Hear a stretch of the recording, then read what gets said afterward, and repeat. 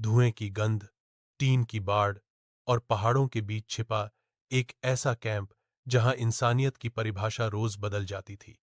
बीच में खड़ी एक महिला साफ सुथरी, सजी धजी, महंगे परफ्यूम की खुशबू लिए हुए।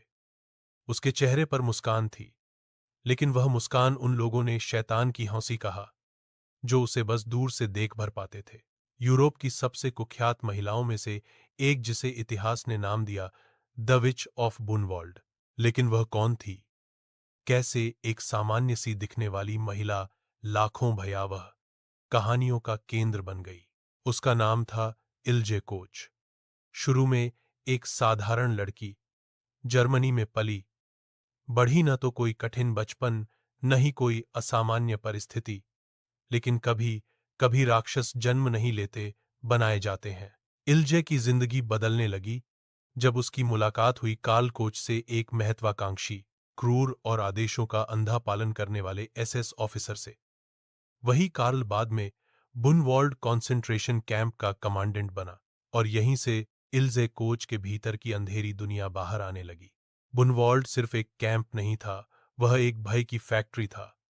भीतर क्या होता है, दुनिया लंबे समय तक नहीं जान पाई। लेकिन जो जानते थे वे बोल नहीं पाते थे, क्योंकि बोलने का मतलब था मरना।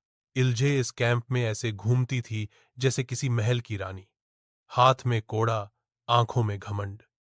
वह कैदियों को देखकर हंसती थी, उनकी दुर्दशा उसे मनोरंजन लगती थी। कई गवाहों ने बाद में कहा कि इल्जे को उन कैदियों में कला दिखती थी जिनके शरीर पर टैटू होते थे। कहा जाता है कि वह इन टैटू वाले कैदियों को चुनकर उनकी खाल से अजीब वस्तुएं बनवाती थी, शेड लैंप, बुक कवर और यहां तक कि ग्लव्स। इतिहासकारों में इसके कुछ हिस्सों पर बहस होती है, लेकिन यह तय है कि बूनवाल्ड में इंसानों के साथ हुआ व्यवहार इंसानियत को शर्मसार कर देने वाला था, और इल्जे इस क्रूरता का चेहरा बन चुकी थी। एक ऐसा किस्सा दर्ज है जिसने कई जांचकर्ताओं को सिहराया। एक सर्द सुबह इल्जे ने घोड़े पर सवार होकर कैंप का चक्कर लगाया। कैदियों की हालत बेहद खराब थी, वे ठंड से कांप रहे थे, लेकिन इल्जे उन्हें देखकर मुस्कुराई और कोड़ा पूरी ताकत से झटका। वह दृश्य उन लोगों की आंखों में आज भी जिंदा है जिन्होंने उसे देखा था। कैंप के अधिकारी भी उसके व्यवहार से डरते थे, क्योंकि उसने अपने पति की शक्ति का उपयोग कर एक अलग ही साम्राज्य बना लिया था। एक ऐसा साम्राज्य जहां दया की कोई जगह नहीं थी। लेकिन जैसा इतिहास में अक्सर होता है, अत्याचार की कहानी ज्यादा दूर तक नहीं चलती। इल्जे और उसके पति कार्ल कोच की लालच और भ्रष्टाचार उनकी कमजोरी बन गया। एसएस ने ही उन दोनों की जांच शुरू की। कार्ल को रिश्वत और गबन के आरोपों में फांसी दे दी गई। इल्जे गिरफ्तार हुई, लेकिन उसके प्रभाव ने उसे पहली जांच में निर्दोष साबित करवा दिया। वह आजाद घूमती रही, जैसे कुछ हुआ ही न हो।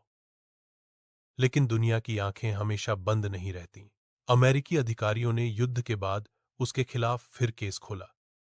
उसमें गवाही दी उन लोगों ने जो बुनवॉल्ड से किसी तरह बच निकले थे। इल्जे को अदालत में शांति और मासूमियत का चेहरा बनाकर पेश किया गया, लेकिन गवाहों की आवाजें उस चेहरे के पार सच को उजागर कर रही थीं। वह हंसती थी, वह हमें खिलौने की तरह देखती थी। उसकी निगाहों से लगता था कि हम इंसान नहीं, सामान हैं। जज ने उसे आजीवन कारावास की सजा सुना दी। लेकिन यहां एक अजीब मोड़ आता है। इल्जे कभी भी मान नहीं पाई कि उसने गलत किया। वह जेल में भी वही रुतबा चाहती थी जो कैंप में हुआ करता था। 1951 में जब उसे थोड़े समय के लिए रिहा किया गया, दुनिया ने गुस्से से भरा विरोध किया। उसे वापस जेल भेजा गया, जहां उसने जीवन के आखिरी दिन तक खुद को निर्दोष माना। 1967 में जेल की कोठरी में उसने आत्महत्या कर ली, लेकिन मौत भी उसकी कहानी को खत्म नहीं कर पाई। इल्जे कोच आज भी उन सवालों का प्रतीक है जिनका कोई आसान जवाब नहीं। क्या बुराई इंसान के भीतर पैदा होती है, या सत्ता, भय और वातावरण उसे राक्षस बनाते हैं?